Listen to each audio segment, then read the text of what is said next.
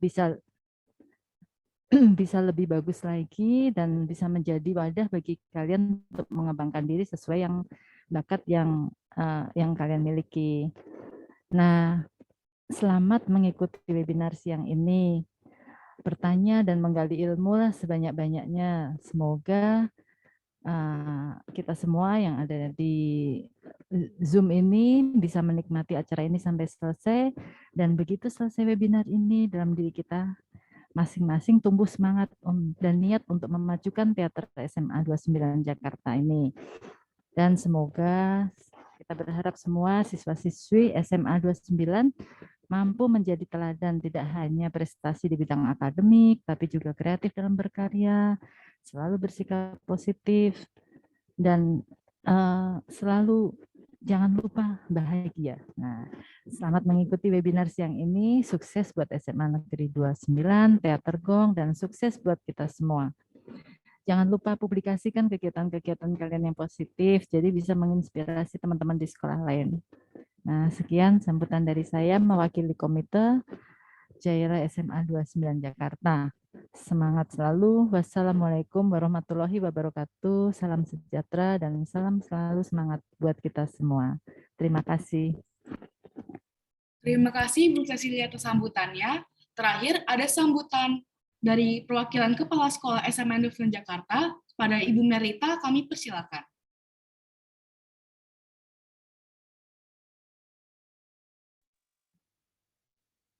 Ya, terima kasih atas waktunya untuk dari MC. Assalamualaikum warahmatullahi wabarakatuh.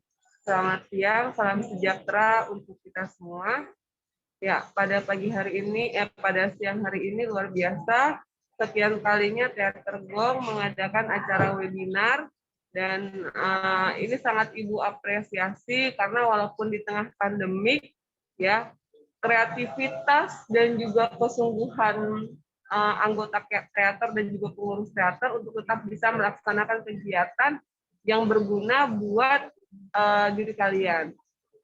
Sebelumnya saya mengucapkan terima kasih kepada pembicara yang sudah memberikan ilmu dan juga waktunya untuk memberikan ilmu kepada anggota teater dan juga siswa-siswa SMA 29. Terakhir, yang saya harapkan adalah terus berprestasi, terus mengembangkan diri walaupun kita di tengah pandemik. Yang namanya kreativitas tidak boleh berhenti. Ya, terima kasih. Wassalamualaikum warahmatullahi wabarakatuh.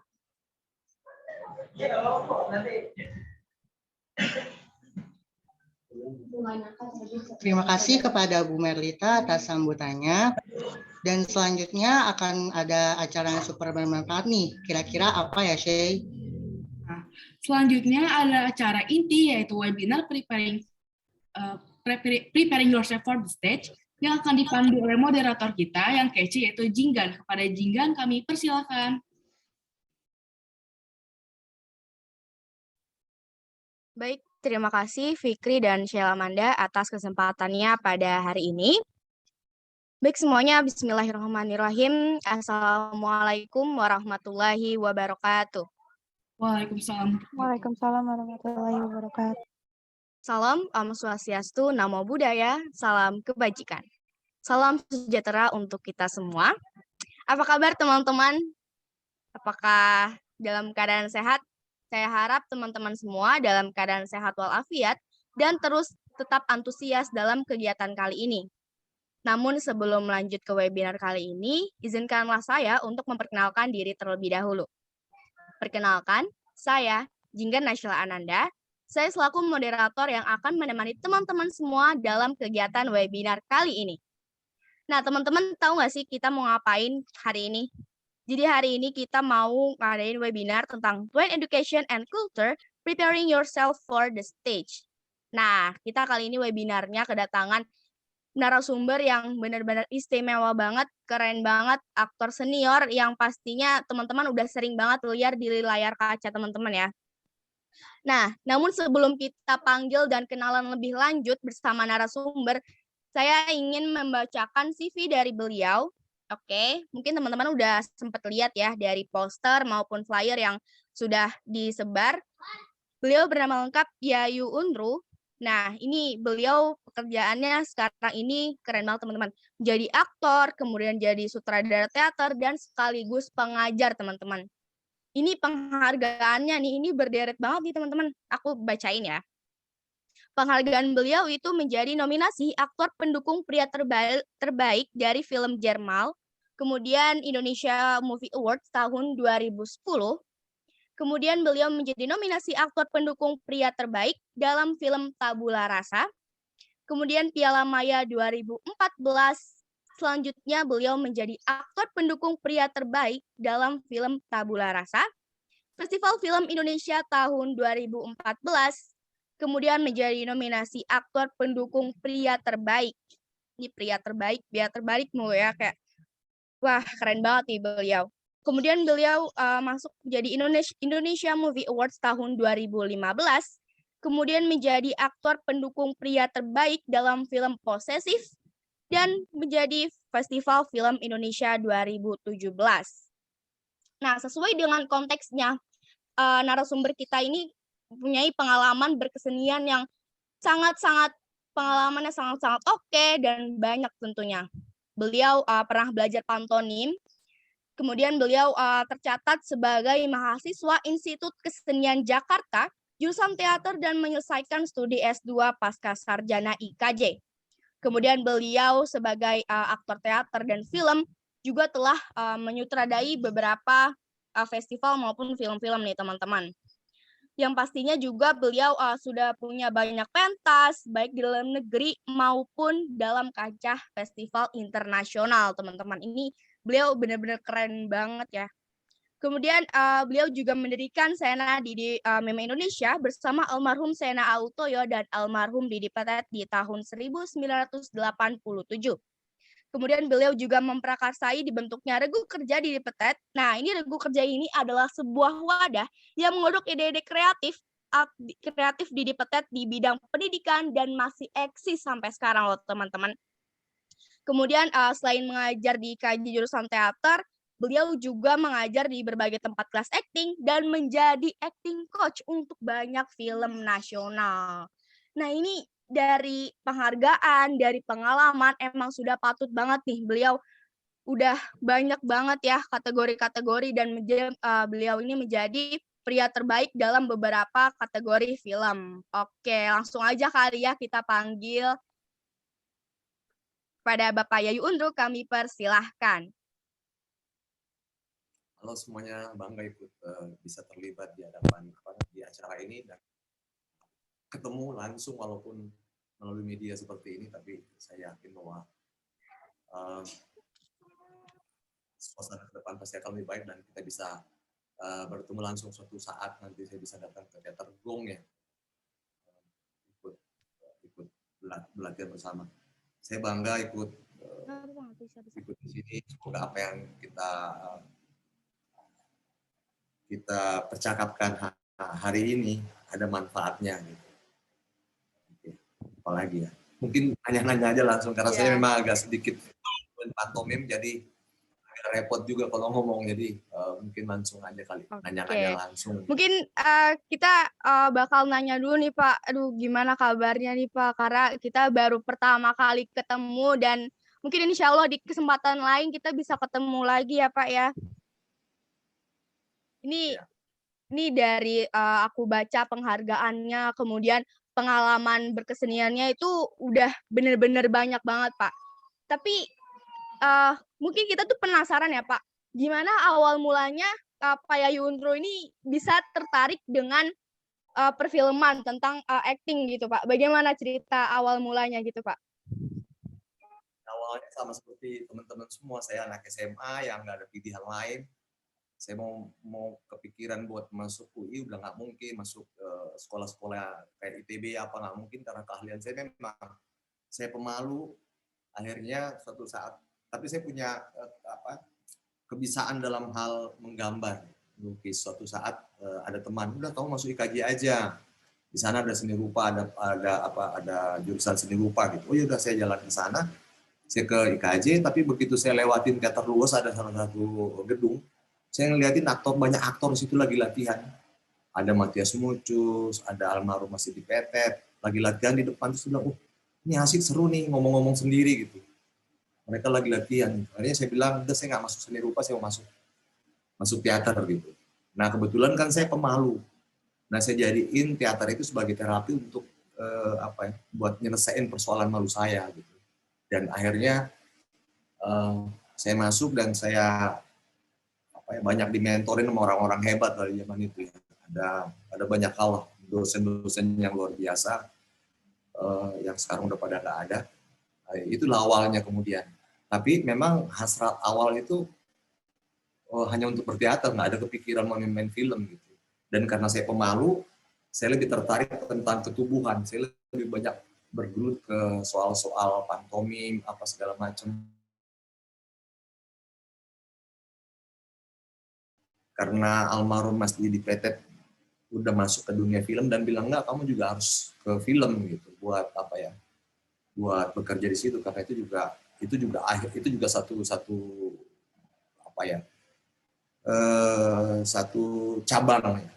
cabang dari teater, itu juga teater, film juga teater. Akhirnya ya udah, begitu dapat tawaran tahun 85-an, 84 film, saya ikut-ikut juga lah main gitu ya. Gitu. Awalnya gitu, dan sampai sekarang ya udah hidup di dunia itu. Dan yang paling membanggakan sebenarnya begini. Dulu ketika saya mau masuk teater itu, di zaman saya semua orang tua bilang jangan, ngapain masuk teater gitu. Untungnya ya bapak ibu saya juga nggak terlalu itu, tapi hampir semua teman-teman saya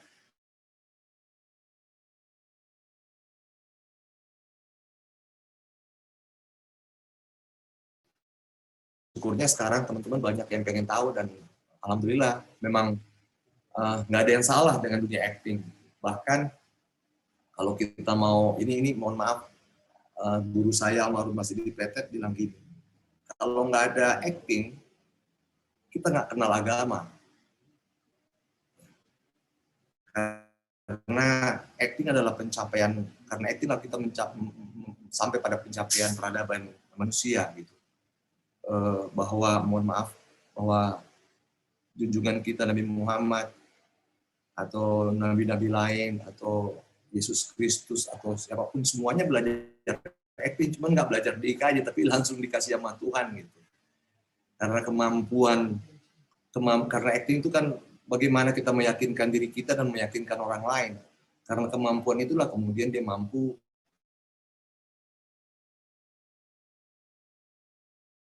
mengalami Tuhan, kemudian dia juga bisa menginspirasi kita dan kita kemudian meyakini itu. Dan hampir kita bisa bilang bahwa nggak ada bidang pekerjaan apapun di dunia ini tanpa melakukan acting ketika kita harus mempresentasikan sesuatu. Nah itulah kemudian yang terus menginspirasi saya sampai sekarang untuk tetap belajar mengajar. Iya. Gitu. Berarti tadi kan beberapa pikiran orang-orang di sekitar Bapak ini, ngapain sih masuk teater gitu? Apa sih gunanya gitu? Nah kan Bapak ini berani untuk masuk ke dunia tersebut, dan apa yang Bapak rasain ketika Bapak masuk ke dunia teater, kayak bagaimana ya cara untuk melakukan hal yang emang belum biasa saya lakukan, bahkan dinilai orang-orang ini kayak ngapain sih gitu masuk teater gitu, Pak? Susah nggak sih Pak untuk mulai hal baru gitu? Sebenarnya sih enggak ya. Awalnya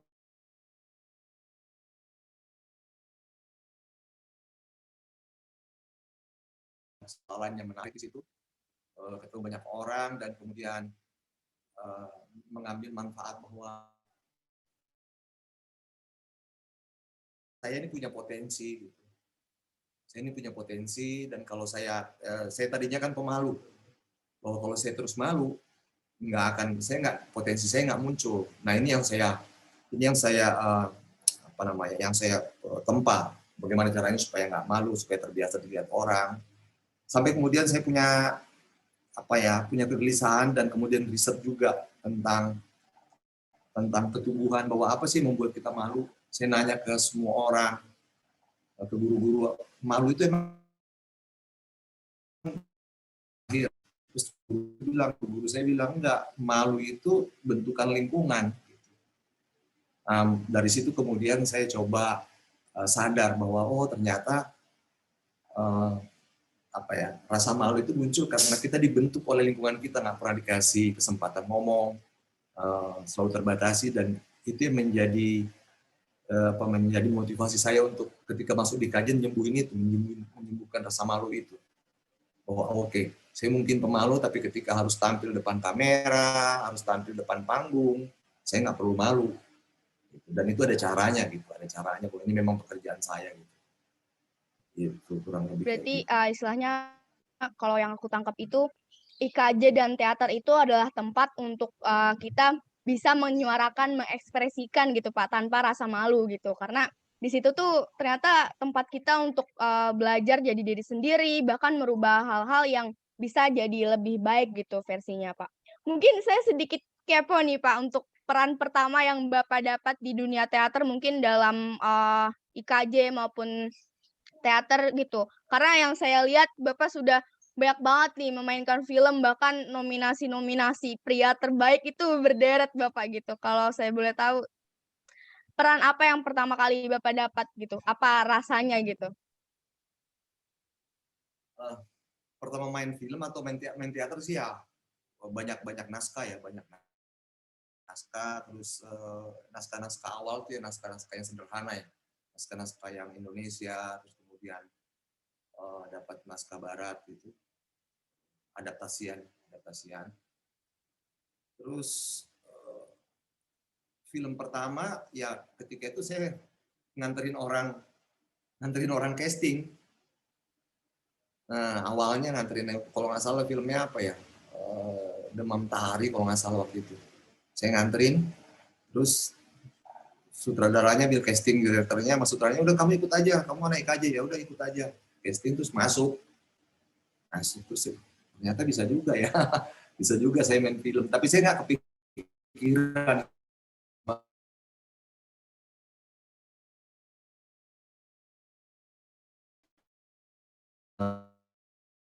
almarhum Mas Didi Petet yang ngedorong saya bahwa ya kamu harus di film aja gitu, karena film juga kita bisa siar bahwa kesenian itu baik buat manusia gitu, bahwa dunia acting itu dunia yang menarik gitu, dunia yang kita bisa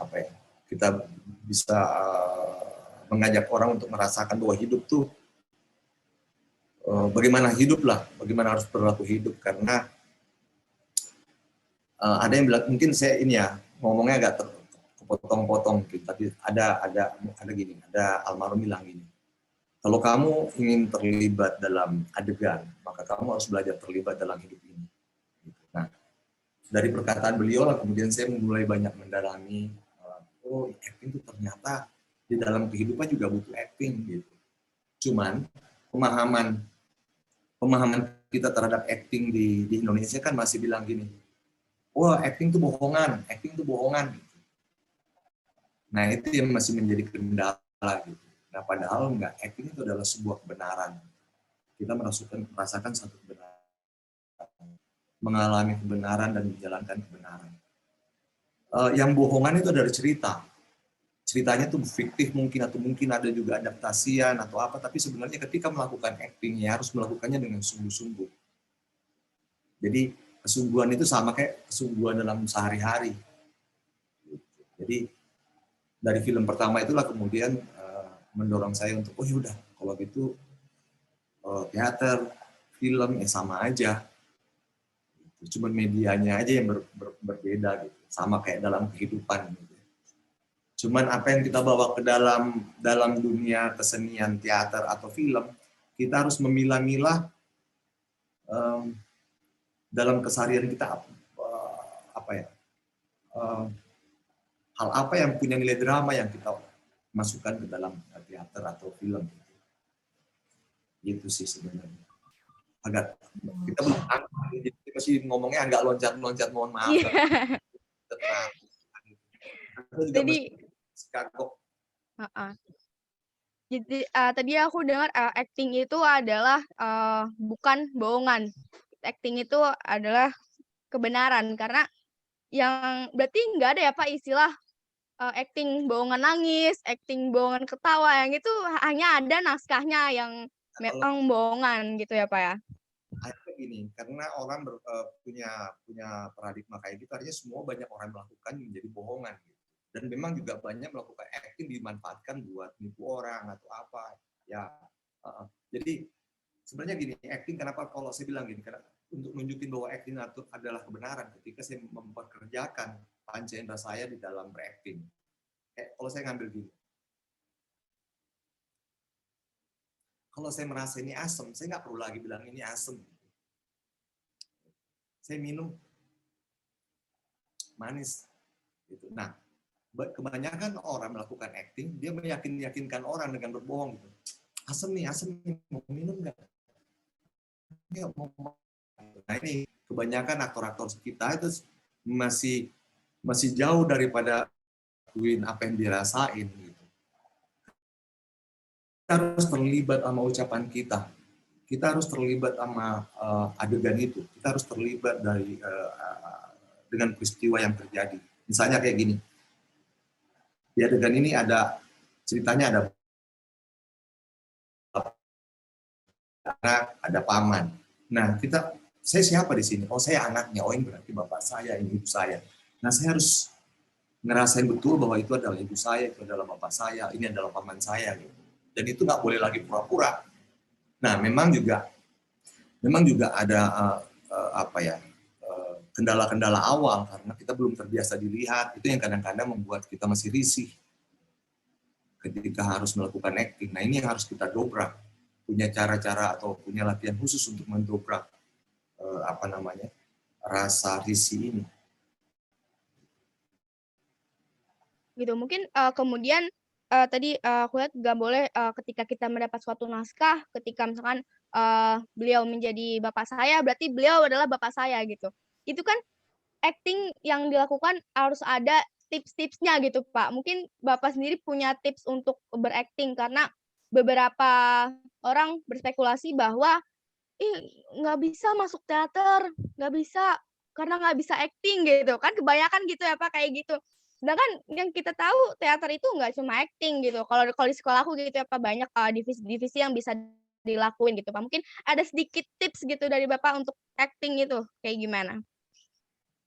Yang pertama tadi itu adalah menikmati apa yang terjadi dan ya nggak sih, kita harus ngomongin soal persoalan kita sebagai orang Indonesia adalah persoalan malu ya.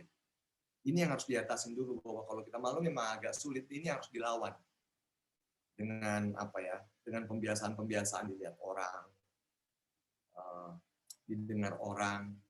Nah persoalannya kan bahwa ini yang nggak pernah terjadi dalam masyarakat kita, nggak adanya pembiasaan untuk memberi kesempatan orang untuk dilihat gitu, kayak dalam keluarga lah, misalnya gini, dalam keluarga tuh kayak di zaman saya ya, di zaman kalian mungkin udah beda ya. Zaman saya tuh selalu dibatasin tuh, anak kecil sana, kamu masih kecil.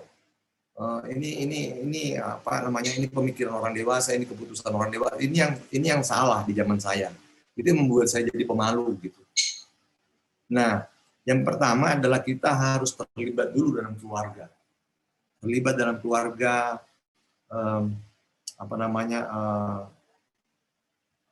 aktual dalam keluarga, baru kemudian kita bisa nemuin rasa percaya diri di luar. Kalau kita nggak aktual dalam keluarga, ini membuat kita kemudian sulit sekali beradaptasi di luar, apalagi ketika harus beradaptasi depan kamera atau di atas panggung.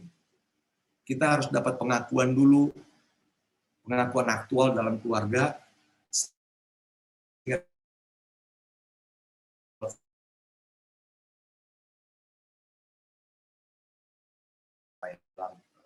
dalam bermasyarakat di Indonesia ini, dominasi kaum tua masih sangat dominan.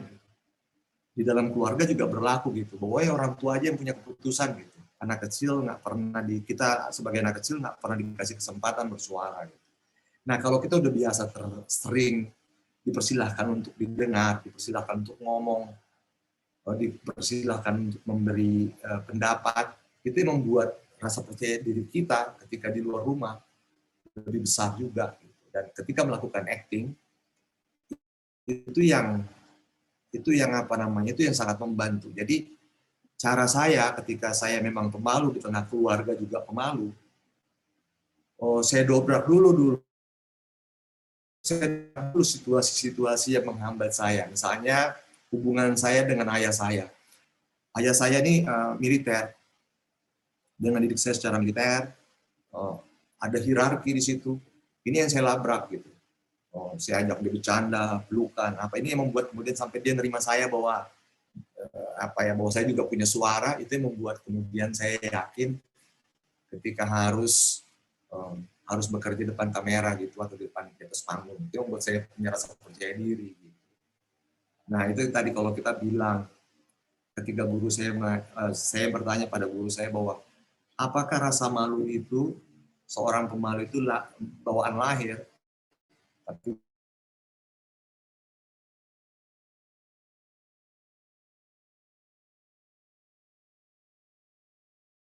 kemudian saya labraklah situasi yang ada dalam lingkungan keluarga saya terobos semua, saya dekatkan, saya tempelkan tubuh saya ke tubuhnya bapak saya yang tadinya, kalau maaf karena saya kan dari Sulawesi Selatan, jadi yang agak selalu ada jarak antara bapak dengan anak, ada hierarki yang kuat, apalagi dia militer.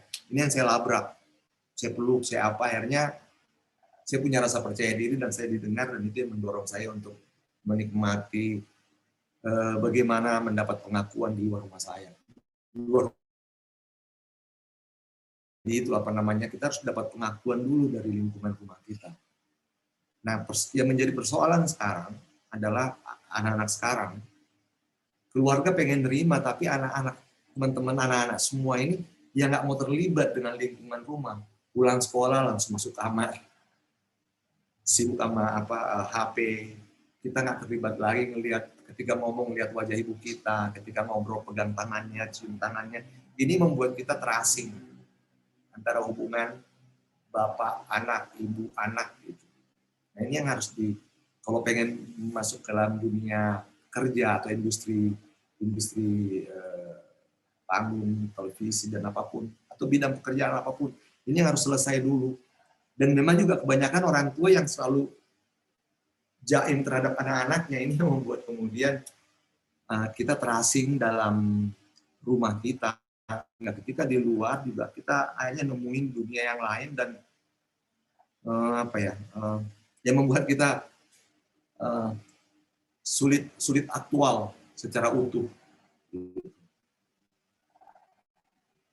Orang lebih gitu ya. Baik, berarti saya ngomongnya agak loncat-loncat. nggak apa-apa Pak, kita ngobrolnya mengalir gitu Pak.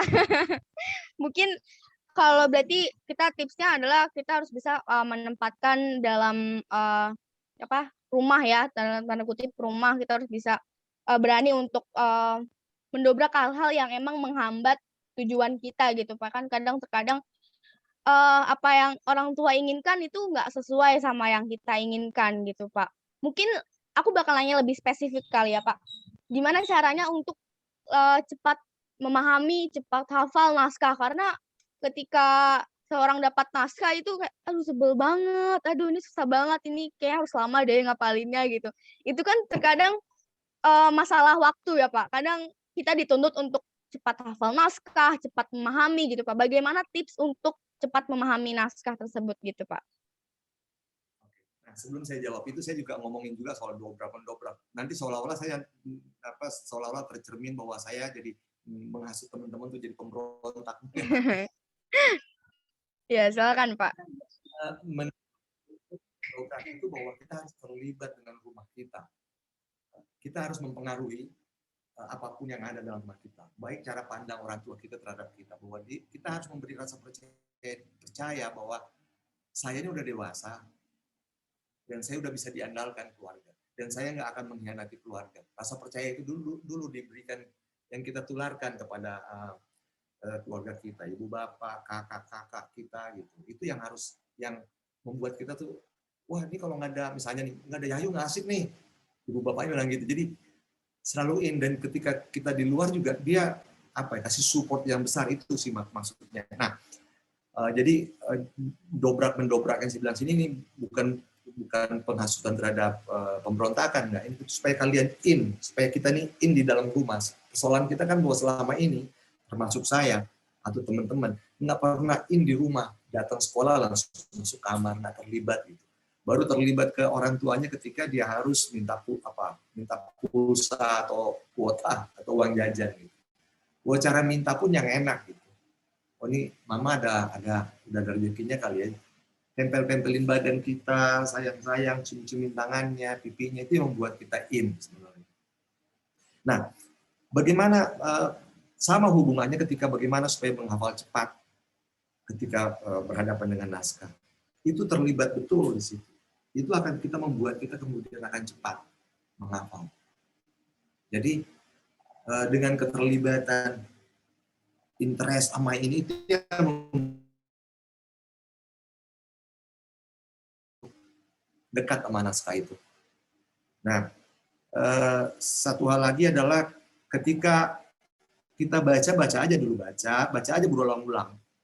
Baca berulang-ulang.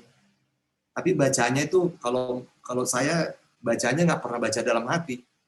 Misalnya aku nggak tahu siapa yang mulai lebih dulu. Saya keluarin gitu.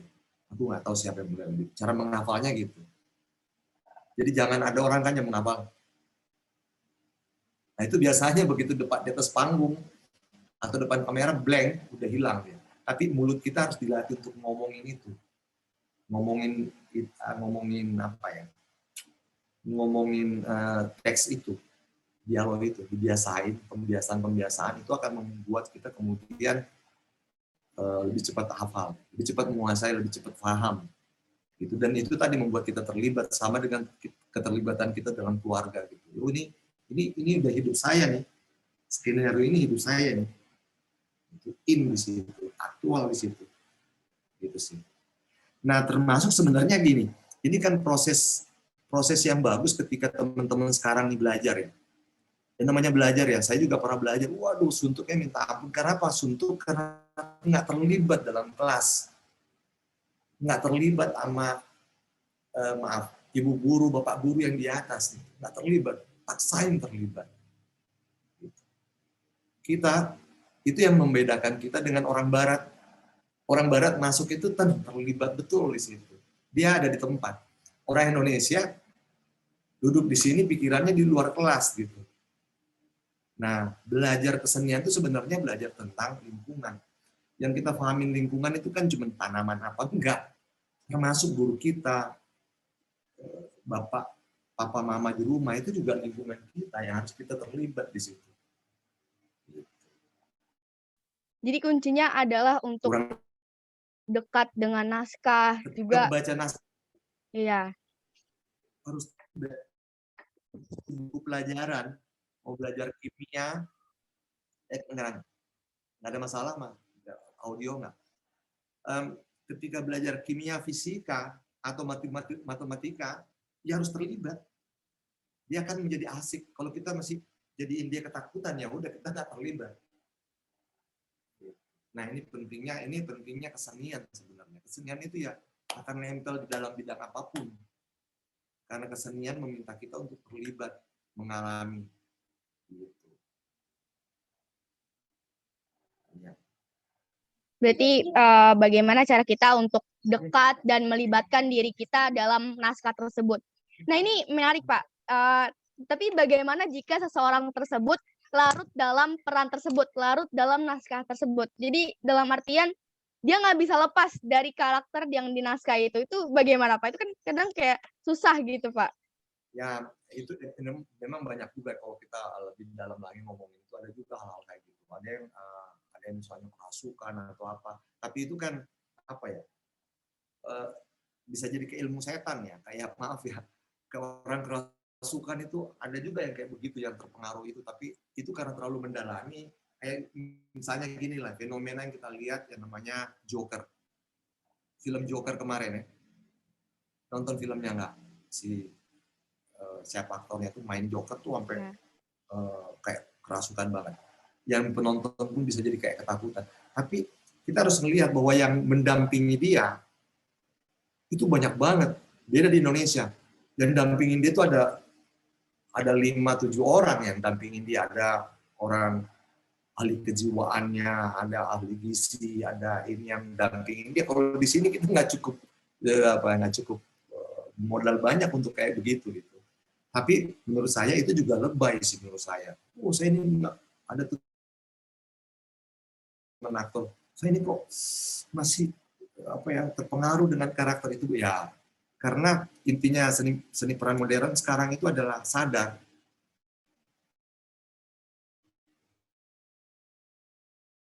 Kita sadar betul melakukan itu. Sadar. Gitu. Yang kita mainkan adalah kreativitas. Tapi bahwa ada peran yang berkesan, yang nempel sama kita, ya itu wajar. Tapi pelan-pelan juga nanti dengan kesadaran itu lama-lama menjadi kikis. Artinya gini, kalau kita lemah ya dia akan naik, kita jadi kayak orang lebay juga gitu. Ada ya banyak lah, saya kan kebetulan pelatih acting yang saya tahu lah cara mendekatkan diri yang baik itu mendekatkan diri pada karakter kayak gini nih, cara melepaskannya juga ya sederhana kayak balik lagi.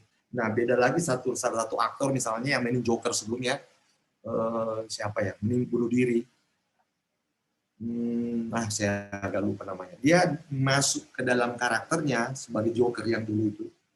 Dia masuk dalam keadaan gelap dan dia deketin dengan narkoba, minum-minuman, dia masuk ke karakter itu, dan ketika filmnya udah selesai dia depresi dan nggak bisa keluar dari itu, ya itu memang itu resikonya karena dia masuk dan nggak tahu cara keluarnya. Itu yang membuat dia menjadi melakukan hal yang fatal. Tapi buat saya itu lebay sih kalau misalnya ada orang, karena banyak tuh aktor-aktor lah ya kan, kebetulan hampir semua aktor udah pernah saya ketemu ya, banyak juga yang lebay gitu lah, jangan lebay lah gitu, banyak lah. Ada juga yang memang asik gitu, ada juga yang lebay aja. Jadi ya kebetulan pekerjaan saya acting coach, jadi banyak ketemu aktor-aktor ya. Hampir semua lah aktor sempat ketemu gitu, sempat kita workshop bareng gitu. Jadi menurut Bapak ini kalau misalkan ada 1-2 karakter yang emang membuat diri kita lebih baik gitu, kayak kenapa tidak gitu. Karena mungkin nantinya akan karakter itu akan lepas di diri kita karena mungkin kita nggak sesuai gitu. Ini bukan saya, ini saya biasanya nggak kayak gini gitu kan. Kadang hal-hal kesadaran itu sendiri yang bikin kita terlepas dari karakter itu ya Pak. Ya, nah sebenarnya gini, kalau ada yang namanya, kalau di barat tuh ada yang namanya acting system, ada lagi acting method. Kalau acting system ini memang meminta kita sadar. Acting method ini kadang-kadang memang agak sedikit minta kita membuat satu metode yang membuat kita masuk. Tapi sebenarnya gampang. Saya udah pernah lihat cara kerja mereka. Dia bikin, misalnya saya Yayu, saya bikinin biodata diri saya. Hobi, cita-cita, lingkungan keluarga, obsesi, latar belakang pendidikan. Ini perannya misalnya Abdul ya, atau Joni. Joni itu usianya gini, hobinya, musik kesukaannya, makanan kesukaannya. Kalau di sini misalnya satu si Joni sukanya combro, ini sukanya saya misalnya sukanya tempe. Saya kurangin makan tempe, saya makanin banyak combro. Ini musiknya misalnya dangdut, ini jazz. Saya kurangin dengerin jazz, saya banyak dengerin sebaliknya gitu. Itu yang membuat saya mulai agak mengenali karakter ini. Gitu. Tapi nanti ketika udah harus selesai, kalau memang saya masih ada masalah, saya bikin lagi itu. Saya sadari lagi, oh ini Joni hobinya ini hobi Yayu hobinya ini, musik kesukaannya apanya, ini yang dikurangin. Kayak pindah tempat aja. Tapi ini juga sebenarnya lebay kalau sampai, saya agak terpengaruh, itu lebay karena seni peran minta kita sadar.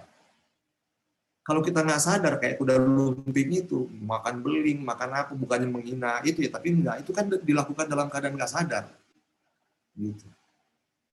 Sama ketika kita, menurut saya, beribadah, entah di gereja atau kayak di masjid atau sholat, Itu kan harus sadar. Kalau nggak sadar kita bisa kerasukan.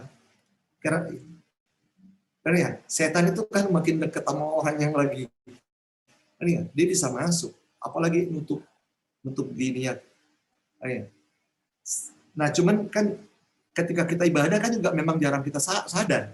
Kadang-kadang aja kita, ini udah rakaat 1 atau 2 ya? Pernah nggak gitu? Iya kan? Artinya kita nggak sadar. Enggak. Ketika ibadah juga memang harus sadar. Nah, ketika melakukan acting juga harus sadar. Oh, di kamera di sini, ada ini di sini. Nah, kita bekerja dalam keadaan sadar. Jadi nggak ada alasan bahwa nanti saya ketempelan gitu. Kayak orang lewat di dekat pohon besar. Oh, tadi ini kerasukan ya? Gara-gara tadi lewat di pohon besar gitu. Kenapa ketempelan?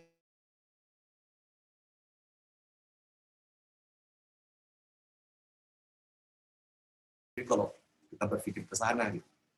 Tapi bahwa ada kesan yang kadang-kadang, kesan dari satu karakter yang mempengaruhi kita memang memungkinkan ketika kita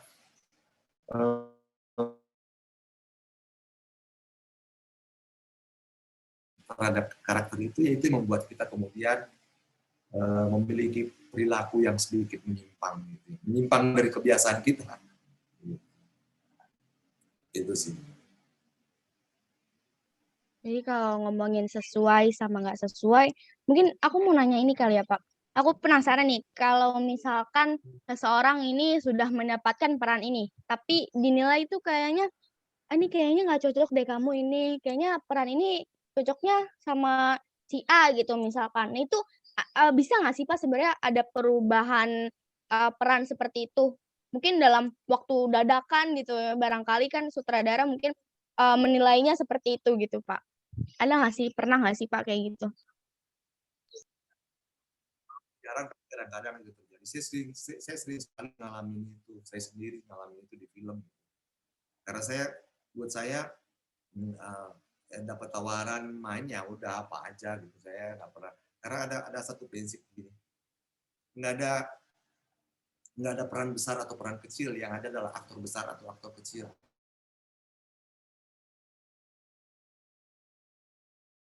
Kalau kita merasa aktor besar, ya udah mainin apa aja gitu. Nah,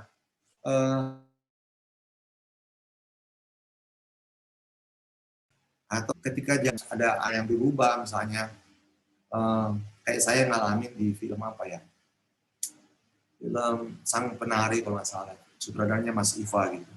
Itu film berapa tahun yang lalu gitu. Perannya, akhirnya jadinya perannya kecil, tadi perannya besar tadinya. Tapi ketika dilihat jalan, bukan berarti jelek, enggak. Dia sutradaranya lagi aktor yang lebih pas untuk memainkan itu. Ilmu casting itu kan gitu. Bukan berarti kita hebat apa enggak, dia cocok apa enggak sama kita, karakter itu. Ada yang melihat itu. Atau ketika saya naik bus gitu, saya jadi sopir ya. Jadi Amang di situ. Mungkin kalian belum nonton itu, salah satu film yang baik yang berkesan buat saya gitu. Tadinya perannya sih harus siapa gitu, saya dipilih buat jadi itu gitu. Dan saya terima itu gitu. Atau di jurnal atau di film apapun gitu, ya ikhlas saja. Tapi itu tadi rata-rata memang kalau dalam dunia industri kayak gini memang ada yang namanya casting director. Dia akan mengcasting siapapun yang akan masuk ke film itu. Nah, kita percaya itu. Yang lolos casting bukan berarti hebat atau nggak hebat, atau yang nggak keterima bukan berarti nggak hebat atau hebat. Pas apa enggak buat karakter itu. Kalau kita percaya sama itu. Berarti nggak ada ya Pak, besar atau kecilnya, yang ada hanya pas sama karakter tersebut gitu ya Pak ya. Mungkin kayaknya nih, saya juga nanyanya lompat-lompat nih Pak jadinya. Mungkin Saya ngawalin tadi lompat-lompat, karena saya masih agak apa ya, biasanya kan ketemu langsung tapi ngomong kayak gini ya kayak iya, kayak nggak bisa ngeliat gitu ya Pak mukanya walaupun on cam juga. Mungkin ini sih Pak dari apa ya, kita anak teater tuh kadang mikir gimana teater itu saat pandemi gitu Pak. Ini teater ini berpengaruh nggak sih terhadap pekerja seni gitu? oh ya pasti ya. Cuma Ya. buat saya sih enggak, karena apa ya, kita harus terus kreatif. kalaupun nggak kita melakukan, tapi dalam pikiran kita harus terus nyari apa sih, harus ngapain lagi. Karena menurut saya gini, di dalam situasi seperti ini, kita tuh kita lagi di audisi, kita lagi diamatin banyak orang. Makanya kayak saya misalnya, saya harus aktif di sosial media, tampil banyak situ, karena semua banyak orang ngeliatin itu, termasuk produser, termasuk sutradara gitu. Saya di dalam pandemi ini, dalam situasi 2 tahun ini, saya dapat tawaran main di luar negeri. Baru saja selesai, saya main di Kanada buat HBO, terus kemudian satu lagi saya dapat main di Hawaii, semuanya PH luar. Di dalam mereka itu saya tanya, kenapa saya dipilih? Ya kami lihat sosial media kamu, terus kami lihat di Google kamu siapa, dan kami menawarkan casting. Udah melalui casting online saya lolos, dan saya 3 bulan kemarin tuh, tahun kemarin tuh, bulan Juni sampai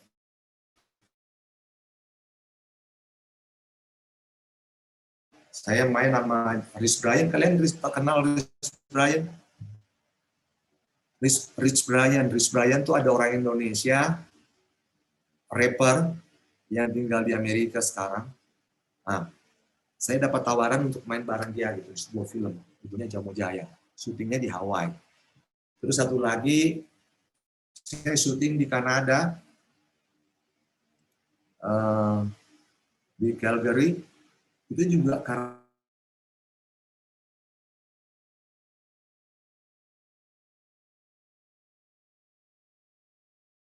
jadi nggak ada hambatan suasana pandemi ini kalau kita mau kreatif gitu. Jadi pentingnya sosial media, karena zamannya memang udah zaman beda ya. Saya aja yang setua ini ngikutin terus, jalanin terus, posting yang positif-positif tentang siapa kita. Karena semua orang akan melihat itu. Orang akan saling lebih mengenal sebenarnya. Gitu. Dan cuman makanya kan adik-adik sekalian kan banyakan tuh sosial medianya di close, di private ya. Ya terus siapa yang kenal coba? Siapa yang kenal terus ngapain juga sosial media kalau itu di itu. Tapi yang hal-hal yang bagus ya. Kayak misalnya memperkenalkan sekolah kita. Kayak 29 SMA 29 ya. Kegiatan-kegiatan itu aja di explore terus.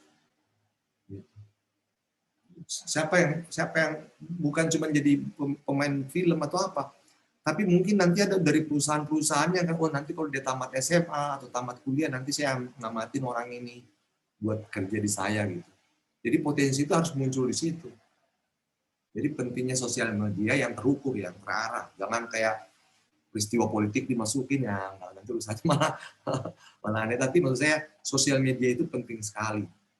Malah banyak orang yang, maaf ya, orang SD, SMP, udah berpenghasilan dari situ. Bukan berarti harus itu, tapi tanpa sengaja mereka bisa menghasilkan banyak hal. Gitu. Jadi ya itulah, memang Tuhan meminta kita untuk beradaptasi dengan situasi kayak gini. Dan kalau kita terpuruk aja, ya mudah nggak berkembang. Kita harus melihat, oh ya gimana caranya saya bisa hidup dengan situasi kayak gini. Harus lebih kreatif. Oke.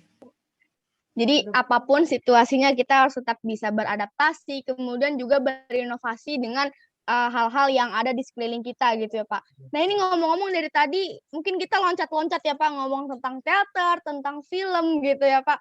Tapi sebenarnya dari tadi masih nggak tahu nih, ada nggak sih perbedaan dari teater sama film itu sendiri gitu Pak? Acting adalah acting. Cuman kitanya harus sadar bahwa, oh ini media televisi, oh ini media film, oh ini media panggung. Karena kebetulan saya dari panggung ya. Ketika harus film, saya harus sadarin betul, oh ini sekarang medianya film. Oh saya harus sangat natural. Kalau di panggung itu kan agak sedikit agak dibesarin ya. Ada kalimat-kalimat yang harus kita stressing ya, phrasing, karena penontonnya agak jauh. Tapi ketika di film, ya udah sederhana aja. Tapi sebenarnya begini, Saya kan juga sempat belajar di luar, belajar teater di luar, ya, belajar pantomim di luar. Saya nonton. Orang-orang teater sana juga sederhana aja, nggak ada yang kayak kita di Indonesia yang lebay banget gitu. Ternyata kenapa di Indonesia lebay? Karena memang ada aliran-aliran apa ya, mazhab. Oh ini yang bentuknya deklamasian ya, teatrikal. Ada dulu zamannya kayak bengkel teater ya, Mas Rendra punya Mas Willy itu. Memang dia punya gaya, atau Mas Putu Wijaya dia punya gaya. Cuman ini baur, ini yang kita tangkap gitu. Nah kalau ya kayak misalnya teater realis ya realis kayak ngomong biasa. Cuman kenapa kita nggak realis di sini? Karena akustik kita buruk, akustik panggungnya buruk ya. Terus pencahayaannya nggak terang, jadi akhirnya kita pakai gerakan-gerakan besar supaya bisa dilihat. Padahal kalau di luar saya nonton teater itu sederhana aja gitu, mereka ngomong sederhana, biasa-biasa aja gitu, nggak ada yang lebay gitu. Karena sebenarnya gini, nggak usah terlalu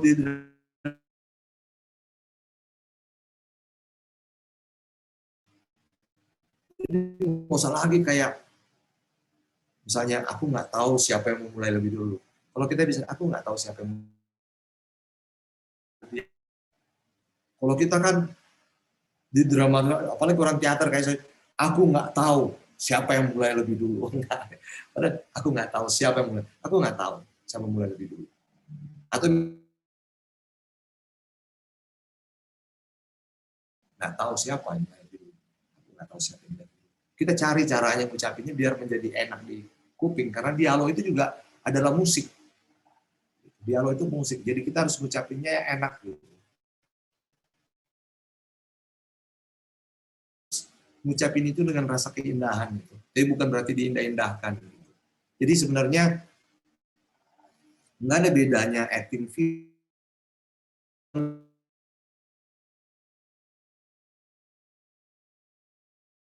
gitu. Nah di media inilah kita harus sadar gitu.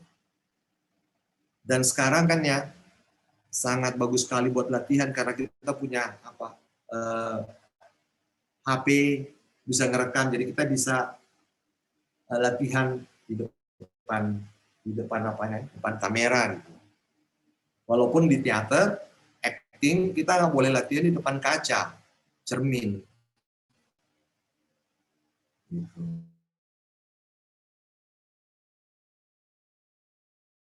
Dia nggak apa-apa buat kontrol. Tapi Bapak sebagai aktor hebat gitu ya Pak, punya nggak sih punya nggak sih aktor idola gitu ya Pak?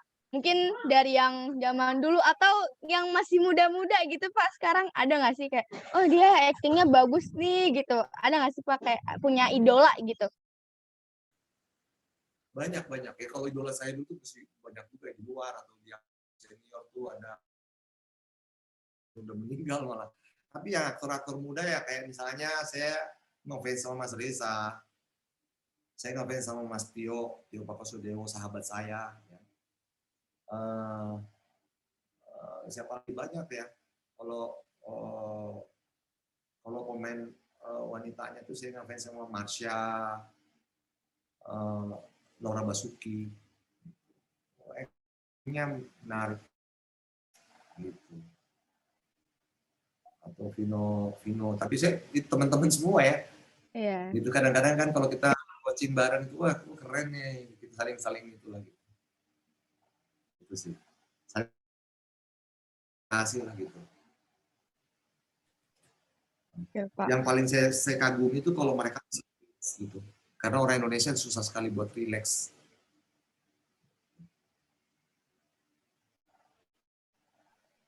Ya, ternyata aktor Bapak ini juga nggak kalah hebat gitu sama Bapak. Walaupun Bapak ini, wah ini keren banget sih. Aku ngeliat gitu kan profil di Google, Yayu Undro Film. Wah itu berderet sekali Bapak. Mungkin kita langsung sesi tanya jawab kali ya Pak, agar teman-teman yang punya pertanyaan dan penasaran seputar teater, film, tips, penyutradaraan bisa langsung tanya ke Bapak. Mungkin silakan untuk teman-teman semua yang ingin bertanya, langsung saja raise hand ataupun on kamera dan langsung menanyakan ke Pak Yayu Undru dan akan langsung dijawab. Silahkan, karena ini dari Sebelumnya saya tadi. boleh, Iya Pak? saya izin bentar 1 menit ke toilet boleh? Iya Pak, silahkan. Ya, bentar. Iya Pak. Wah ini teman-teman tadi gimana nih rasanya? Ini sebenarnya talk show ya mungkin ya, dari tadi kita ngobrol-ngobrol dan aku sendiri ngerasa waktunya tuh kurang lama gitu teman-teman, kayak ngerasa cepet aja gitu. Mungkin nanti buat teman-teman yang ingin bertanya langsung saja raise hand ataupun bisa bertanya lewat kolom chat ya. Ini karena materinya benar-benar menarik banget ya untuk teman-teman semua. Untuk teater gong juga silahkan untuk bertanya.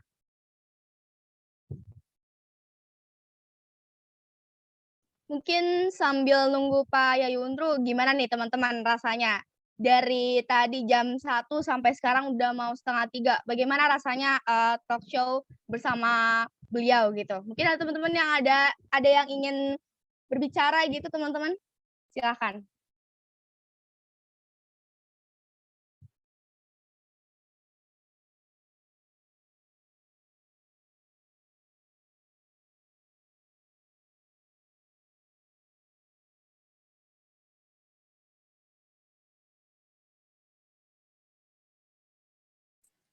Ya, maaf ya. Maaf saya ke. Oke. Iya Oke, Pak. ada yang mau nanya? Silakan.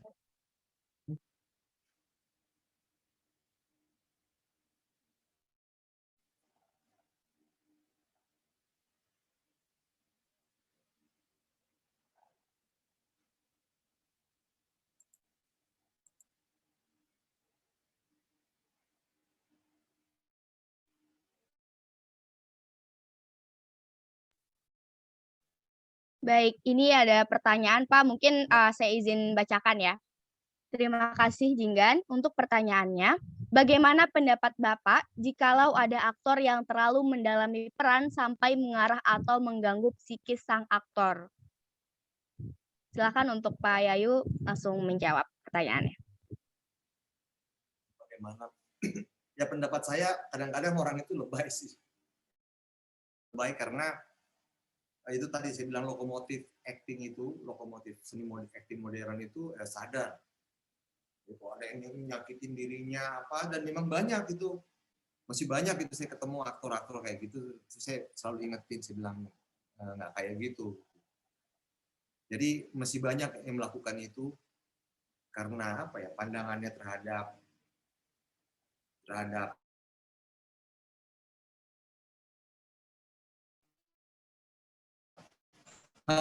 apa ya, kalau kita ngerti agama gitu ya udah ada setan-setannya itu nyakitin diri sendiri, walaupun ada yang kayak gitu.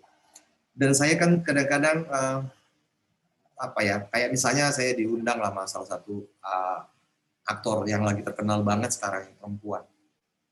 Kebetulan suaminya deket sama saya juga gitu. Saya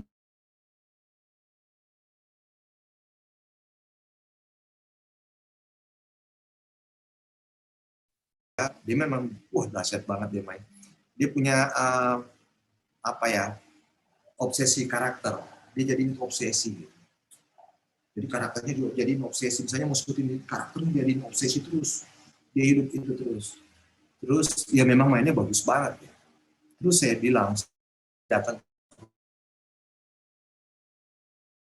ke rumahnya makan malam, terus kita ngobrol-ngobrol, dia istri suaminya ngadu soal itu, ini istri saya nih kalau main tuh dia jadiin tuh obsesi karakter. Saya bilang enggak, sebenarnya menjadi aktor itu udah menderita gitu. Karena kita punya rasa empati yang luar biasa, nggak ada enak-enaknya sebenarnya menjadi aktor. Kita dapat uang tapi sebenarnya kita tuh menderita karena kita semua mendengar atau melihat dan berempati terhadap kehidupan ini. Apapun, ada kebahagiaan, ada pun kesengsaraan, tapi lebih banyak sengsaranya. Karena kita yang mengalami langsung semua. Apa yang kejadian di Semeru, kita bisa langsung ngalamin. imajinasi kita yang luar biasa sekali. Kalau kamu atau saya kepala rumah tangga atau ibu rumah tangga gitu, punya beban, punya anak kecil. Kalau kamu jadi posisi karakter, kamu akan terbengkalai ngurusin anak, terbengkalai ngurusin suami. Gitu. Jadi itu nggak boleh. Kita mainin itu aja secara sadar. Oh apa sih?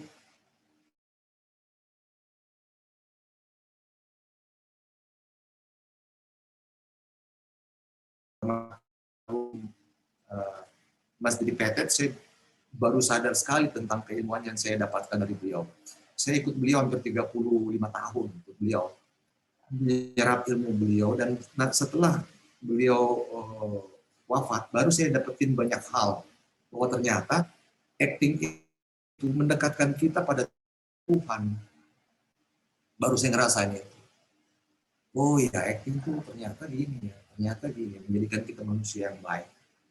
Bahwa melalui acting kemudian kita akan disentuh oleh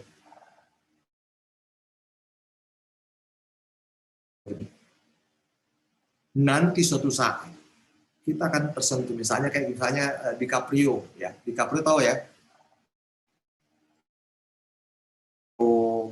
atau siapalah aktor-aktor besar itu. Kalau kita tanya, DiCaprio, kamu punya agama enggak? Enggak. Kamu percaya Tuhan enggak? Enggak. Tapi sifat Tuhan udah ada pada dirinya, udah disentuh dia. Kemanusiaannya disentuh sampai seluruh kekayaannya disumbangkan buat negara ketiga yang ini soal lingkungan gitu. Jadi betapa dahsyatnya bahwa ketika kita udah hidup dalam dunia acting dan mengalami penderitaan acting itu, kita disentuh untuk menjadi orang baik.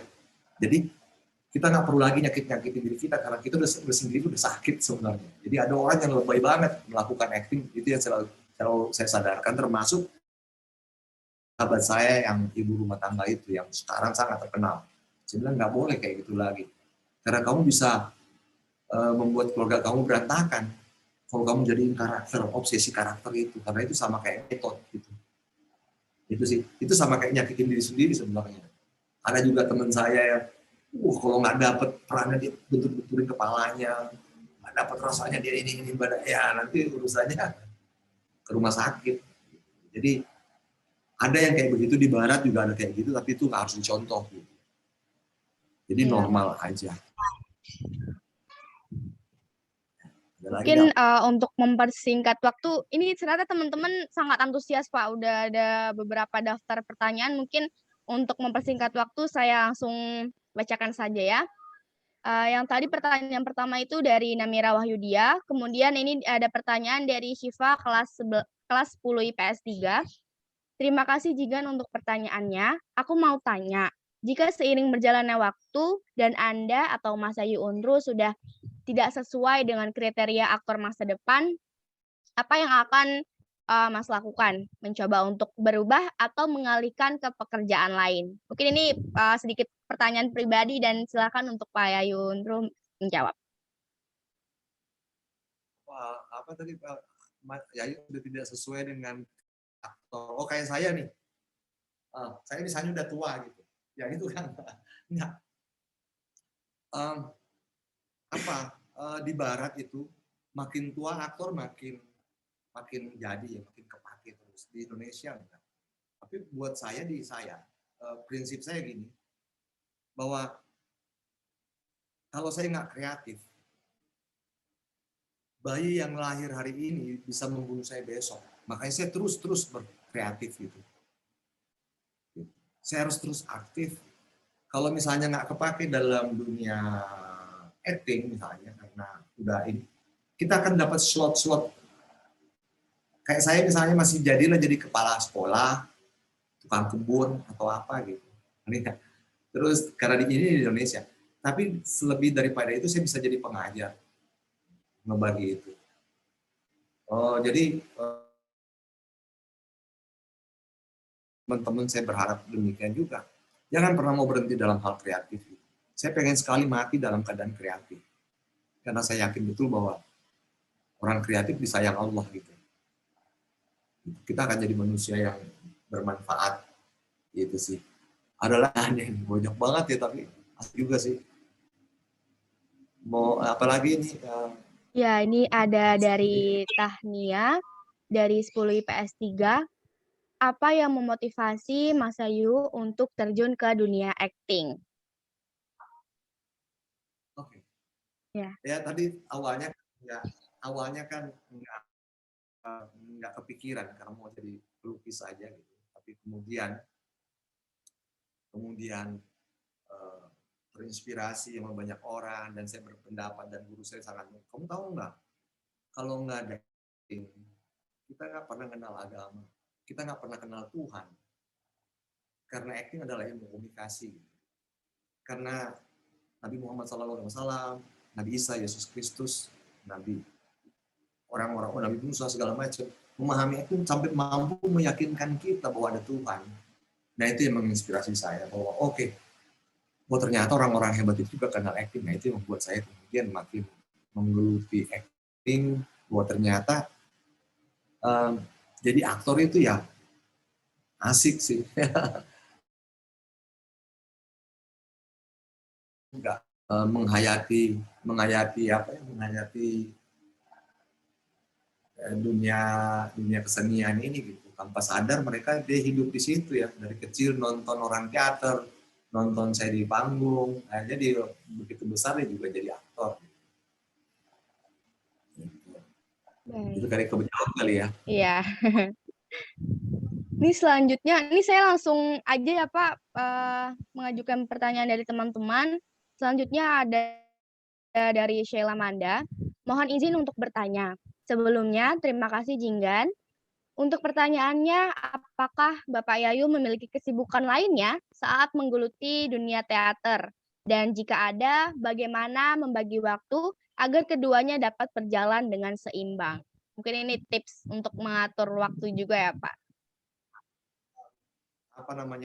Saya cuma ngajar di beberapa tempat, dan kemudian juga kalau lagi ada tawaran main film, kalau nggak jadi coach acting. Kadang-kadang saya juga jadi acting coach, tapi juga main. Jadi sejalan aja. Dan saya punya banyak asisten gitu ya, banyak teman-teman lah, adik-adikan saya tuh yang bisa bantu saya gitu. Dan misalnya saya lagi sibuk film, kayak misalnya saya kemarin ada berapa bulan di luar negeri, asisten saya banyak kerja di yang ngebagi-bagi tugas, jadi bisa jalan lah, nggak jadi masalah, bisa sejalan gitu. Dijawab kali ya. Terus baik, mungkin ini ada pertanyaan terakhir dari Syafara Azahwa. Terima kasih Jinggan, dan untuk Pak Yayu mohon izin bertanya. Bagaimana cara membangun chemistry dengan para pemain yang lain saat berakting? Karena mungkin ini adalah salah satu faktor yang penting ya Pak dalam film. Saling membuka diri sebenarnya. Kita mulai dengan membuka diri kita, terlibat dengan tempat, terlibat dengan itu kita lebih. Ada kan orang pakai cinlok apa gitu, buat saya lebay juga ya, lebay karena semuanya harus disadari kok gitu. Oh ini jadi anak saya, sini, kamu jadi anak saya ya, deket aja gitu. Cuma memang ada pemain yang memang nutup diri buat itu, dia nutup diri dan dia mau ngebuka dirinya hanya ketika depan kamera. Nah kita juga harus punya daya adaptasi, banyak sekali ada orang, maaf ya, nyebelin banget, tapi dia harus jadi anak saya gitu. Tapi ini orang bisa nerima nggak saya jadi bapaknya dia atau apa? Ini nyebelin banget, tapi ya udah depan kameranya ya. Nah, jadi sangat profesional banget. Tapi ada juga istrinya atau apa, tapi ya udahlah, kita harus buka aja. Biasanya sutradara yang akan negor itu kalau itu nggak terjadi biasanya. Ini belum berasa nih chemistry antara kamu sama dia gitu. Dan biasanya ya nggak akan ketahuan kok siapa yang nggak kebuka diri gitu. Oh siapa yang palsu gitu. Berasa sekali gitu. Jadi ada banyak orang yang ya di Indonesia ya. Di Indonesia tuh banyak yang harus selalu ditutup.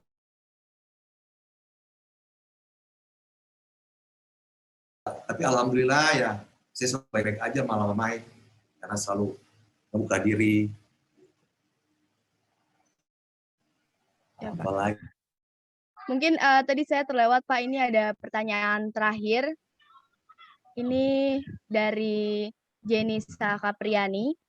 Saya izin untuk bertanya, adakah masa di saat Pak Yayu merasa jenuh atau bosan dengan akting ataupun penyutradaraan?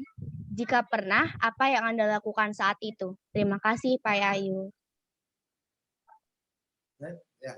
saya nggak pernah merasa jenuh ya, nggak pernah merasa jenuh karena acting ngajarin kita hidup, sutradara juga gitu. Jadi nikmatin aja, kayak nikmatin hidup. Karena gini, dunia acting, dunia teater, dunia panggung itu kayak dunia sehari-hari. Nikmat aja gitu. Malah di luar pekerjaan ini bidang saya sangat-sangat bermanfaat sekali gitu. Ketika kita bisa belajar dengan apa yang kita pelajari dalam teater, apa yang pelajari dalam dunia keaktoran, itu membuat kita lebih mampu beradaptasi terhadap dunia apapun di luar dunia teater gitu. Karena di dalam belajar teater itu kita belajar beradaptasi kok gitu. Kita belajar membuat ensemble musik ya. Oh ini pegang bass, ini pegang drum, oh saya pegang rhythm. Ada kesadaran itu. Oh dia ini, oh dia gini. Termasuk juga pentingnya penempatan diri kita dalam keluarga gitu. Jadi selalu kembali ke lingkungan itu. Gitu. Itu membuat kita asik. Ya. Apalagi ya? Kalau ada yang mau bertanya. Baik, atau ini sebelumnya ini Pak, pelatih teater Gong kita datang Pak. Ini spesial banget ya. Mungkin untuk Kak Rangga, Goban, ada yang ingin ditanyakan mungkin kepada Pak Yayu Untru, kami persilahkan. Siap. Sore Om. Selamat sore. Wes. Aku Rangga Om.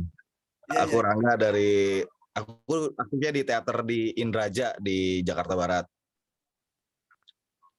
Iya. Aku termasuk. Amin kenal, Amin Kamil. Kenal Om. Orang dari Mesir ya. Ya. Aku kan belajar teater itu bukan dari akademis ya Om, dari komunitas di teman-teman di Indraja. Dan banyak hal yang ternyata wah beda banget nih teater komunitas sama teater dari akademis menanggapi teater secara penyutradaraan, secara penampilan gitu. Maksudnya ada nggak sih Om kiat-kiat dari kita kan kebetulan teman-teman di SMA 29 ini masih mencari jati diri mereka nih. Mencari jati diri mereka gimana caranya harus mau kemana sih mereka ini ke selesai SMA-nya gitu. Nah, ada nggak kiat-kiat khusus kalau misalnya kenapa Om bisa milih teater, bisa masuk ke IKJ dibanding ke jurusan-jurusan lain gitu? Kenapa harus teater? Kalau kita lihat kan, dan itu juga yang bikin saya bingung juga ya, kenapa cuman eskul teater yang ada jurusannya di kampus gitu. Kan di SMA cuma teater itu cuma eskul, tapi di kampus kenapa harus jadi ada jurusan khusus tentang teater gitu loh. Apa yang spesial dari teater gitu? Mungkin itu aja Om, makasih. Salam kenal Om Yayu. Aku termasuk followers Om Yayu loh di Instagram udah lama banget. Saya Nadine. Om Didi. Ya. Nanti saya fallback dikasih Q aja biar saya tahu ya saya. Soalnya wah. Siap Om. Kalau saya bilang sih berbahagialah kalau kita masuk teater, kita nggak harus lanjut apa enggak gitu ya, sekolah lagi apa enggak gitu. Karena ya kalau kita udah senang sama teater, dia akan ngarahin, Tuhan tuh akan ngajak kita masuk kemana. Kalau memang harus jadi ibu rumah tangga, tapi dunia teater ini udah memperkaya kita buat jadi manusia gitu. Kalau ntar masuk jadi pimpinan negara atau apalah, atau pegawai negeri atau apa, atau dokter atau apa, jiwa keteateran kita akan itu luar biasa sekali. luar biasa sekali gitu. Luar biasa sekali. Sekarang gini, saya berapa kali kan ngajar di Deplu ya, ngajar Deplu, dan itu udah bertahun-tahun. Suatu waktu saya keluar negeri, saya ketemu lagi orang-orang yang saya ajar itu kerja di KBRI apa gitu. Wah, Mas Yayu, saya tuh bermanfaat banget loh, belajar teater tuh, belajar acting, belajar apa itu bermanfaat banget gitu. Ketika harus berkomunikasi, harus apa, karena teater ngajakin kita tuh untuk beradaptasi, bagaimana mengkomunikasikan diri, bagaimana mengkomunikasikan tubuh. Itu kan yang nggak ada dalam disiplin lain. Mau dalam bidang kesenian apapun, tapi teater itu membuat kita tuh selalu punya, ada rasa selalu pengen dilihat, bukan rasa selalu pengen dilihat, rasa merasa dilihat. Jadi itu yang membuat kita selalu ngejaga posisi, bersopan santun, itu yang mahal menurut saya. Itu yang saya bilang tadi ya, saya bilang kenapa saya milih teater, karena saya akhirnya memahami bahwa orang mulia aja yang kita muliakan itu belajar teater, belajar acting, walaupun nggak belajar di KAI, tapi langsung dari Tuhan dikasih anugerah gitu. Karena dari mereka lah kita kenal Tuhan. Gitu. Peradaban ini maju, dia memperkenalkan kita. Wah, menjadi aktor atau menjadi orang teater itu ya sama kayak pekerjaan Nabi. Mohon maaf ya, tapi ya, dia meyakini itu, dia mengalami itu, dan itu dibagikan ke orang sehingga menjadi pengalaman orang itu. Nah, itu sih. Jadi teman-teman kalau mau lanjut silahkan itu, tapi kalaupun memang kadang-kadang kan, mungkin bisa jadi produsernya nanti, produser teaternya nanti, gitu. Karena di luar saya baru keluar kemarin tuh saya melihat banyak sekali orang yang milih jadi produser. Gitu. Entah karena ini harus jadi bisnis yang bagus sebenarnya. Cuman kan di Indonesia belum terjadi ya. Belum tercapai, mudah-mudahan ke depannya bisa gitu. Itu sih bahwa teater juga nggak harus sekolah sebenarnya, nggak harus kayak di IKJ, nggak. Saya juga anti terhadap itu, bahwa hidupnya belajar di mana aja. Kebetulan kalau masuk IKJ hanya untuk bisa lebih tahu ya udah, tapi teater itu hidup. Gitu. Jadi nggak harus nih IKJ, nggak, banyak kok, banyak di sanggar di mana, yang penting kita ngebuka diri, itu aja. Karena banyak juga ya kalau saya istilahnya tuh ya telur busuk ya, banyak juga di IKJ telur busuk ya nggak jadi apa-apa. Gitu. Gitu. Kita harus kreatif. Kalau saya sih bilang pelihara sosial media itu, karena itu memperkenalkan diri kita. Paling zaman ini kita bersyukur ada sosial media, itu menjadi teater kita itu. Siap. Makan diri kita.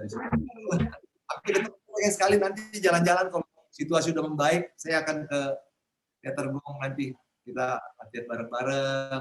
Siap Om. Ya, siap.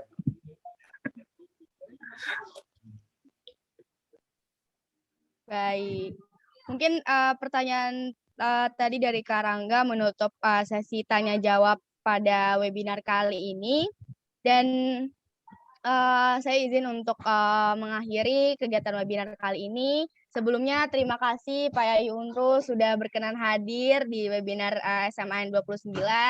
Saya harap gak kapok ya Pak ya. Semoga nanti next time kalau ada kesempatan lain waktu kita bisa ketemu lagi. Kemudian terima kasih kepada teman-teman semua yang sudah hadir dan aktif dalam kegiatan webinar kali ini. Mohon maaf apabila ada kesalahan kata yang saya perbuat. Saya pamit undur diri. Terima kasih teman-teman semua. Assalamualaikum warahmatullahi wabarakatuh. Saya kembalikan ke MC. Sampai jumpa teman-teman. Baik, terima kasih Jingga telah memandu webinar dengan baik, dan terima kasih kepada Bapak Yayu Unru yang sudah meng-share materi webinar kali ini dengan sangat keren dan bermanfaat juga buat kita semuanya. Semoga ilmu yang diberikan oleh Mas Yayu tadi bisa berguna untuk kedepannya ya. Amin. Gak terasa banget nih kita sampai di penghujung acara. Untuk acara terakhir, mari kita berdoa sebelum acara ditutup yang akan dipimpin oleh Fikri. Kepada Fikri dipersilakan. Ya, terima kasih Sheila. Bismillahirrahmanirrahim. Assalamualaikum warahmatullahi wabarakatuh. Sebelum kita tutup acara kali ini, marilah sama-sama kita membaca doa. Dan untuk yang non-muslim bisa berdoa menurut agama dan kepercayaannya masing-masing. A'udzubillahi minasyaitonirrajim. Bismillahirrahmanirrahim. Alhamdulillahirabbil alamin. Hamdan syakirin, hamdan na'imin, hamdan yu'afi ni'amahu wa yukafihu mazidah. Ya Rabbana lakal hamdu wa lakal syukru kama yanbaghi li jalali wajhikal karimi azimi sultanik. Allahumma shalli ala sayyidina Muhammad wa ala ali sayyidina Muhammad. Allahumma inna nas'aluka salamatan fid din wa afiyatan fil jasad wa ziyadatan fil ilmi wa barakatan fil rizki wa taubatan qabla al maut wa rahmatan indal maut wa maghfiratan ba'dal maut. Allahumma hawwin alaina fi syakaratil maut wan najata minan nar wal afwa indal hisab. Rabbana la tuzigh qulubana ba'da idh hadaitana wa hab lana min ladunka rahmah innaka antal wahhab. Rabbana atina fid dunya hasanah wa fil akhirati hasanah wa qina azabannar. Subhana rabbika rabbil izzati amma yasifun wa salamun alal mursalin walhamdulillahi rabbil alamin. Assalamualaikum warahmatullahi wabarakatuh. Terima kasih kepada pemimpin doa. Dan terima kasih kepada seluruh hadirin yang telah hadir dalam acara webinar yang merupakan sebuah acara Twine Education and Culture dari awal sampai akhir. Kami selaku MC mohon maaf apabila terjadi kesalahan kata dan juga perbuatan baik dari tutur kata ataupun dari perbuatan. Dan juga untuk kalian semua jangan lupa untuk mengisi link presensi absen yang akan dikirim oleh teknisi. Jangan sampai lupa ya. Dan saya selaku MC Muhammad Fikri Agustiar beserta rekan saya. Saya Sheila Manda, kami pamit undur diri. Wassalamualaikum warahmatullahi wabarakatuh. Sampai jumpa.